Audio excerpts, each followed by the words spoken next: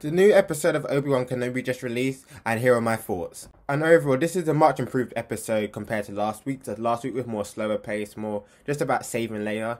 This week was a lot more fast paced, a lot more action, and it's probably the best episode that we've got so far. Like how I've been asking in the previous episode, we did get the backstory of Reva and her motivations behind why she's going so hard for Obi-Wan Kenobi, why she's trying to impress Darth Vader so much. And we also get to see a lot more flashbacks of Anakin and Obi-Wan Kenobi together, plus all the 66 flashbacks. So that's why overall it's probably one of the better episodes that we've got. Also, what we've done well in this episode is that they set this episode up nicely for next week's finale, so we can take it in different ways and ultimately have that fight between Obi-Wan Kenobi and Darth Vader. I'm going into specifics about this episode, starting off with Obi-Wan Kenobi and Anakin. They're having the sparring, dueling fight, and it's frustrating in a sense that these are the sort of scenes I wanted to see more out throughout the series, not just now. And we brought back Hayden Christensen, and we haven't really seen him before this episode. We saw him in that vision that Obi-Wan Kenobi, or that flashback that Obi-Wan Kenobi saw in episode 3. And since then, we've seen him as Vader, but he hasn't taken the mask off yet. So this is the first proper look, and the longest we spent with Hayden Christensen as Anakin. And then we have Darth Vader and Reva as he gives her the Grand Inquisitor title for tracking Obi-Wan Kenobi to Jabin, followed by Vader going off to Jabin and also having the flashbacks again to that same sparring and fight session. Also, what was good about having these flashbacks was how Obi-Wan was saying Darth Vader, Anakin always had to go for the attack, always had to get the victory. And you can see that throughout when they're sparring. When Obi-Wan, or when Anakin thinks he's defeated Obi-Wan, when Obi-Wan says it's not all about the victory, and Obi-Wan's still able to overcome Anakin in that sense. And then we have Reva and the stormtroopers firing at the base, and then we have Obi-Wan Kenobi trying to stall her by having a conversation with her and understanding and realizing that she was at Order 66. And we get to see flashback with Reva at Order 66, and this is what I wanted to see more of in the other episodes, which we got to see a lot of in this episode. As throughout this series so far, Reva's been really revengeful, really angry, really desperate to impress Darth Vader and desperate to catch Obi-Wan. And it didn't really make sense why she was like that without giving us the backstory. However, knowing that she was there at Order 66, knowing that she saw Anakin kill the younglings, having to pretend to be dead to survive. And also it looks like she blames Obi-Wan Kenobi as well. And that's why she might be going so hard for Obi-Wan as well, with saying, where were you, why weren't you there to help us and protect us? So now we can understand a lot more why she was going so hard for Obi-Wan whilst trying to impress Darth Vader to get close to him, to get close enough to kill him.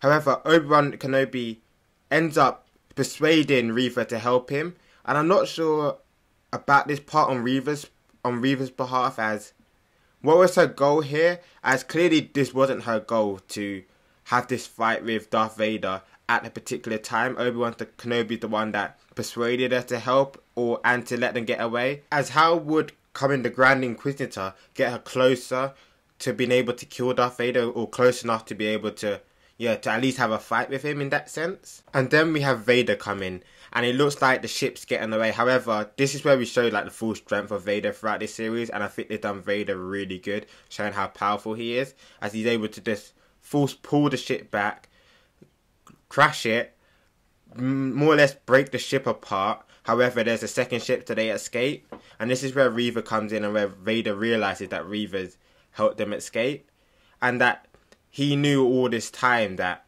she knew his identity, and that he remembered her from Order 66.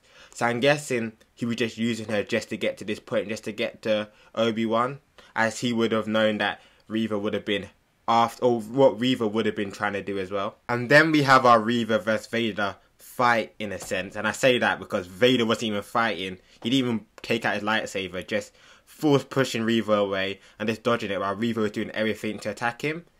And then we do get a bit of a fight with Vader taking one of her lightsabers and having a bit of a duel with it. And I think this is the episode where we're seeing the most Vader throughout the whole series.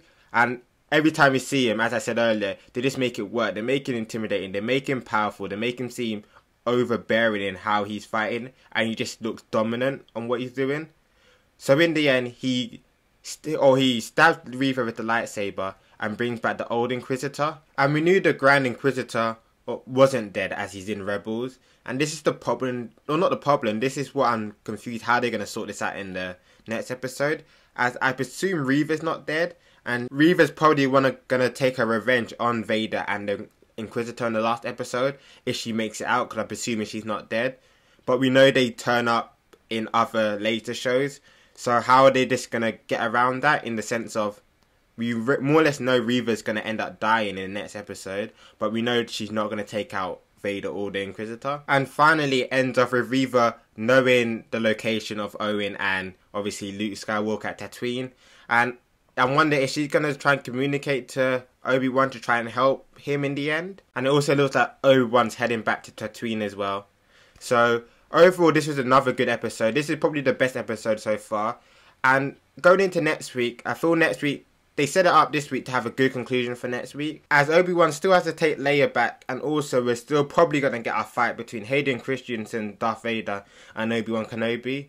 And then lastly, I'm also thinking, are we going to have Vader with the helmet off, as we brought Christensen back for the series. However, we haven't really seen him as much without the helmet on. We've only seen him really in this episode as Anakin. So to make like proper use of him, I wonder if the next week's episode that they're going to have him take off the helmet at all.